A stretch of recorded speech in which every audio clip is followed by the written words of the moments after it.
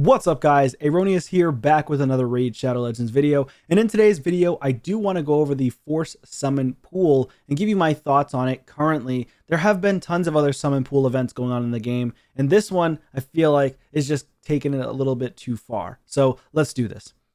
Alright, so first things first, we've got the Force Summon Pool here. Now, I will say it's a Unity champion. You got this chick Freya. She's really only good for her passive in my opinion. That's where I see her. If it was on my account for a go second team on PvP or, general progression, she's okay.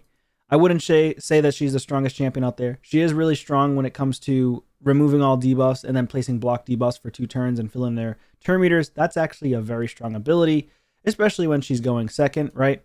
And then this ability right here, where it prevents the death of an ally with the highest crit damage except this champion, keeps them alive with 1 HP when hit with a fatal hit. If there are multiple champions on the team, with this skill, this effect will only activate once, then heals that ally by 20% of their max HP and activates an instant turn. So obviously this is really strong for go second teams. However, the problem here is, and I'm not going to go through her entire kit, the problem is it's 40 to summon, and then you take a look over here at tournaments, and they're like, all right, no problem. How many of these crystals can I get? 20? So I can get half a summon from Sanddevil, but usually in all the prior summon pools, you could get a full summon from completing this. You could even potentially get up to 2 summons as a free-to-play or low-spend player. So this is kind of ridiculous. This makes people not want to even push it all, right? For me, it just deters me or makes me feel like, okay, as a free-to-play player, do I even want to spend my resources on Sanddevil? Obviously, I'm going to do it because I do need to push some Sanddevil to ascend some gear. That's pretty plain and simple. But in general, like, it's only 20. And then you would have to go for both. So it's like, is it happening in champ training? No, because this champ training started before the summon pool. We have a day and 7 hours left. There are actually really amazing rewards here. And they have a void shard here, which they don't typically do this very often. So that's nice. Dragon turn attack, we don't know if there's 20 more crystals here. We have no idea. Are they going to split them up between every single event now? I don't know.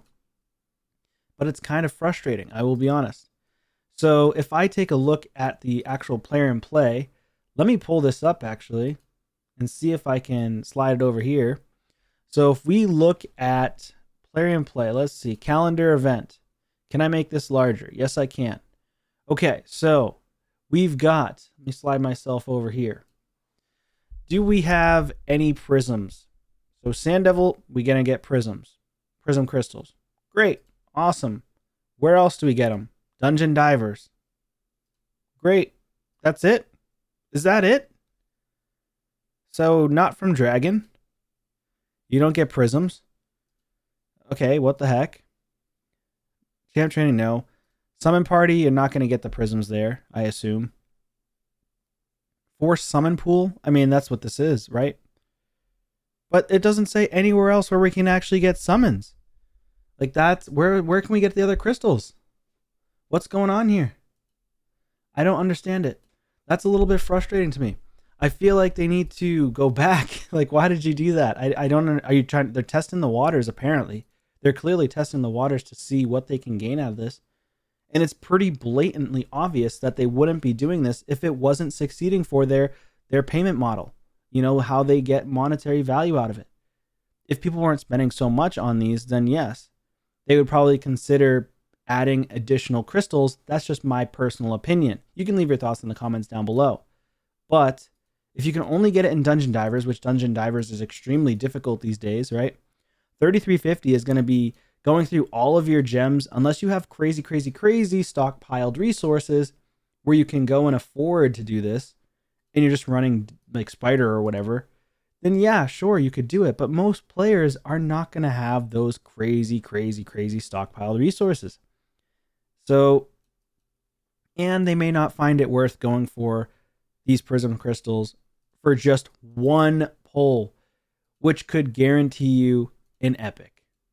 I mean, it's 94% chance to get an epic. It's only a 6% chance to get a legendary. I do like that they have a new headliner champion, which is the Unity champs. So if you do happen to pull, you get a 2% chance, but it will be her, right?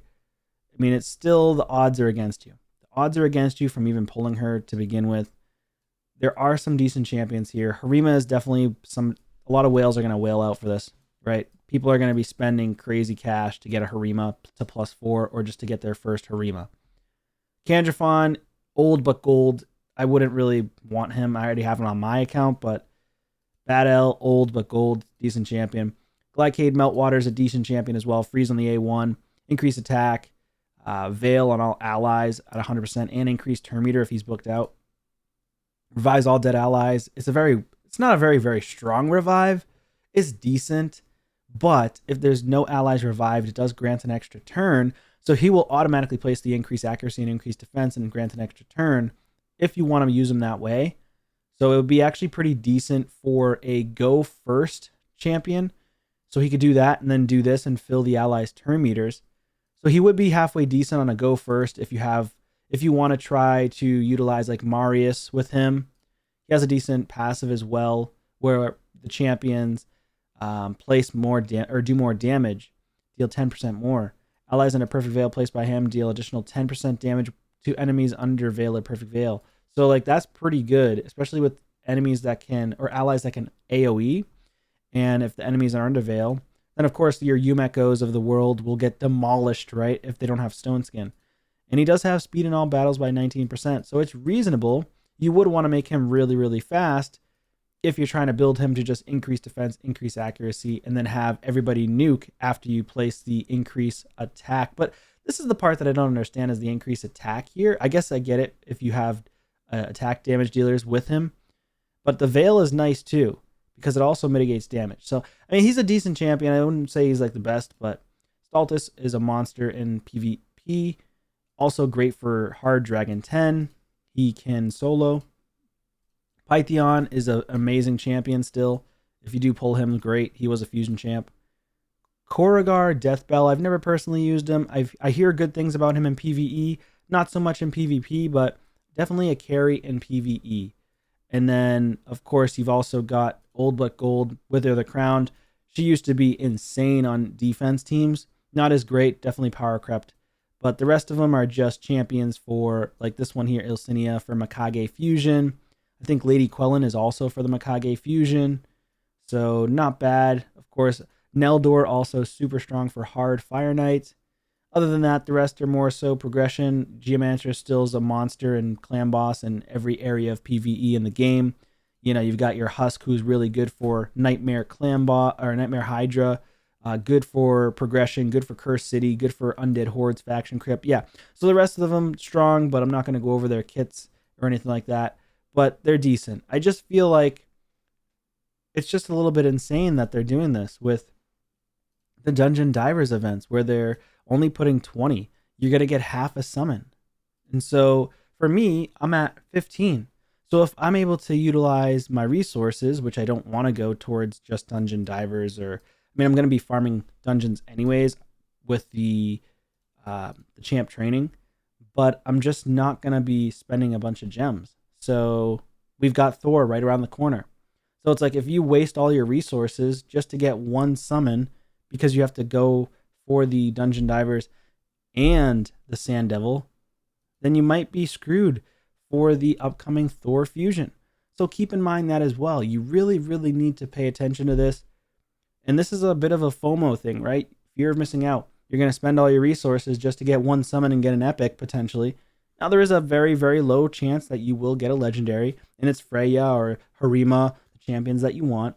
But you got to think about that if you're going to want to go for the Thor fusion in the future.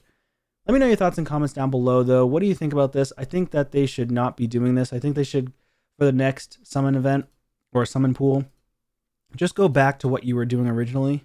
Allow people to go ham on 2 separate dungeons or 2 separate events or tournaments where you can get up to 2 pulls.